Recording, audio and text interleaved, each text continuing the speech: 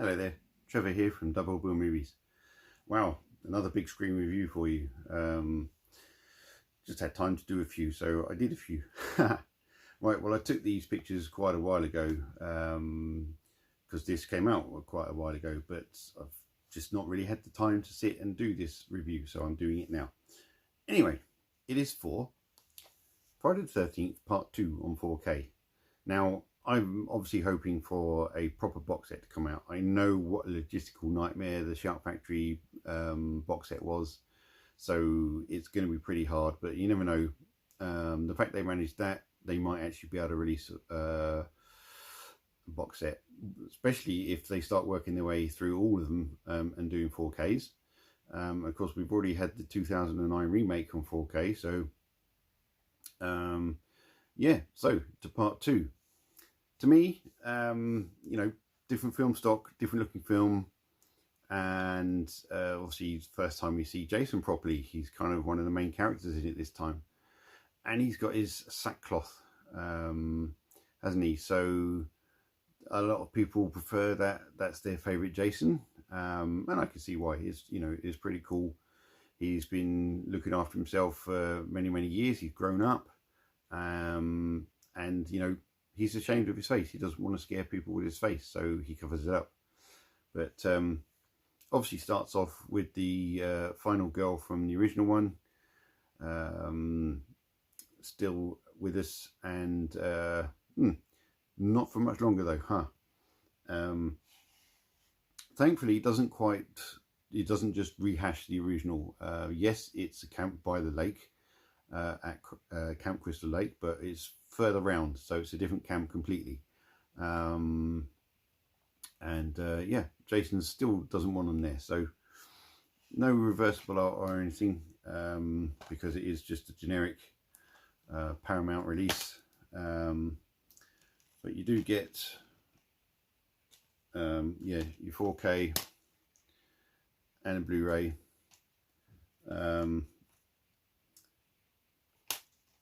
And let's see, I imagine this, yes, this is only a BD66. You can't really see. There is only 2 barcodes around the middle of the disc that denotes a BD66.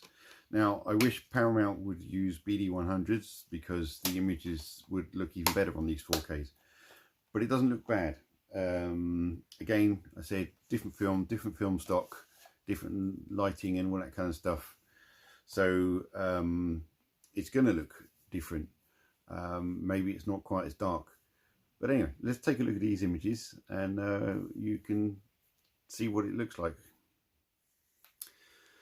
Okay, so these are the images from both the US Blu-ray, because I got it in my box set, and the 4K that I've just shown you. Now let's start with the Blu-ray images. And I will start here. So this is near the beginning of the film, obviously. Now you may look at these colours and think, well, you know, these colours look better, but you'll see why they don't later on when we get to a certain scene. But it's, you know, the image on the Blu-ray is pretty good. It's not the worst ever. What I tend to do, because they're quite red, these images, is move the tint slightly into the green. It makes it look more natural.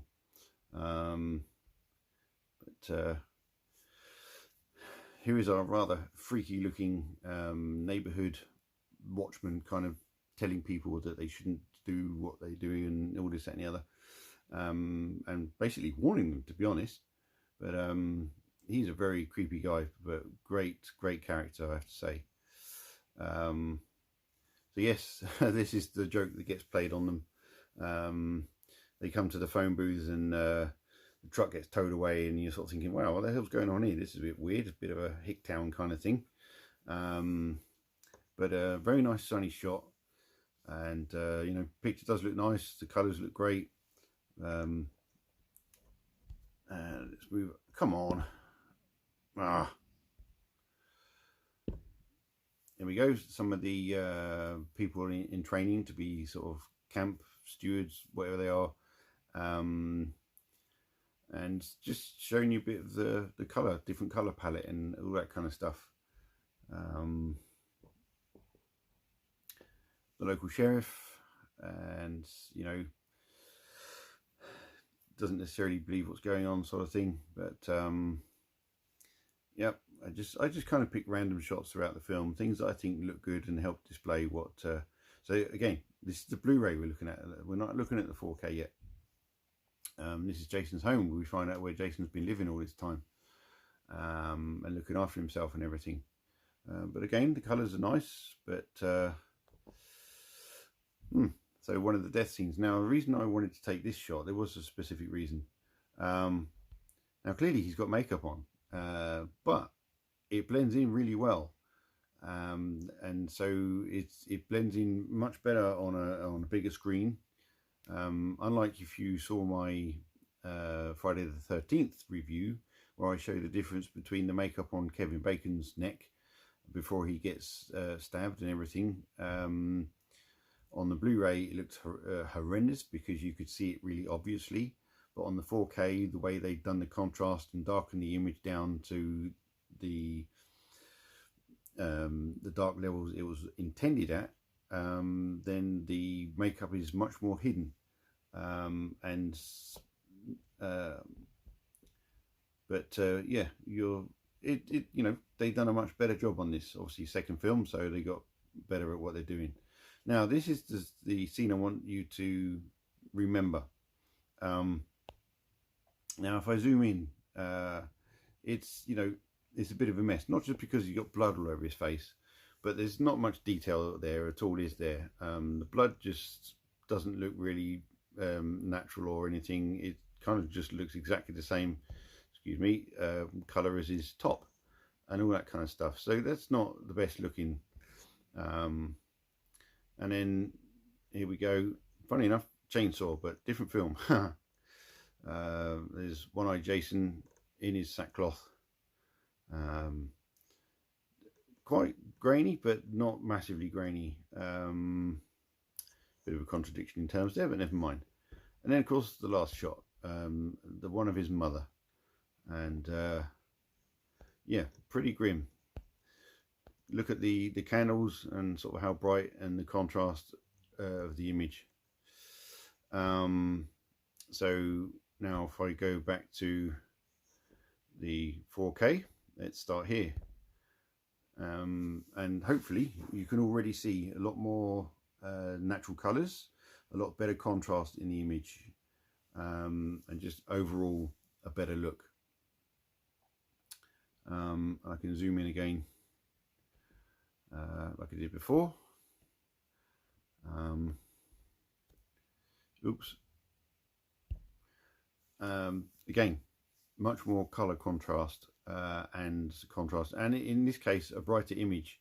So obviously with the HDR, my camera picks up more because the image is brighter, and I mean that in a light sense, not that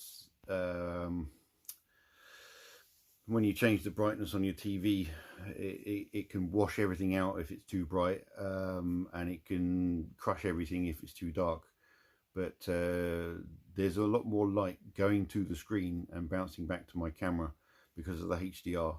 But it looks more like a sunny day than the Blu-ray image did. And you'll see in this one, this even looks much better, much more sunny looking, as if you were outside yourself. And I can zoom in on the couple working their way over to the phone. And I love that truck. It's not quite as nice as the one in Back to the Future, but it's a very nice truck. And there we go. Not quite so sort of 80s photograph looking, but still the right color palette, and all that kind of stuff. Just all good natural colors. Grass is the right color, slightly faded because obviously it's warm, and the sun's out a lot, so it dries it out a bit. And there's the sheriff again. Let's zoom in on that, shall we? So if we zoom in on the globe, quite a lot of detail there. And so this is a very, very nice 4K image. Again, not probably quite as good as the first one, I'd say, but they were both quite different anyway. And here we go. This is actually a little bit darker than the other one, so there's more contrast. The shadows are darker, the colors are more saturated, but for good reasons. It's, you know, he's in the canopy of trees, so there's not quite so much light going in. And here again we see that there isn't the makeup isn't particularly visible. It's very, very well done, and they've got the complexion right, with the complexion of his own natural skin. But yeah, clearly it's not going to end well for him, is it? And here we go. So this is the scene that I was talking about, and I think already from here you can see the contrast and everything is much, much better. There's much more definition in the shot, and I can zoom in. The blood looks quite different now from his jumper. If you remember, I've mentioned before, black in red is when the blood works properly and looks more realistic. You can see more of his face as well that you couldn't on the Blu-ray. So that's much, much better shot. And here we go. Jason's eye. I try my hardest to get the same frame, but if I zoom in, it's pretty good on his eye, because that's what the cameraman's focusing on. So obviously with our eyes we've only got a very pinpoint focus point. We can see a lot, but our focal area is very, very small, and that has to be the same for cameras. The director has to tell the director of photography what he wants in focus. And there we go. Perhaps a little bit more contrast, in some ways brighter, but also if you look at the candles, they are much brighter, and far better looking than the other one. So if I quickly go back to that one, sorry if this is making you feel dizzy, but yeah, you can see how getting the contrast and the brightness and everything correct. This is too dark, and it wasn't just about making it brighter. It's still clearly night in this one, but the light levels are much more accurate. Anyway, there we go. Hello, Jason here. Hope you like that 4K. Yeah, I'm from a Lego website, but it ain't real Lego. Yes, got this little sackcloth Jason minifigure. It's not real Lego. Can't remember the website. I'll put it up on screen or something. But yeah, he's got his big knife. He's wearing his dungarees. Wish I could get it to focus. Come on, focus. He's even got back print as well. Take the, oops, we'll take his legs off. And they just give you a black head because, you know, they don't need to. But I managed to get another one. Not entirely sure what film that's from, but I wish it would focus. Come on, focus. So there we go. Anyway, there's another big screen review for you. Hope you enjoyed it. Please give us a thumbs up and like and subscribe if you haven't already. And until next time, take it easy.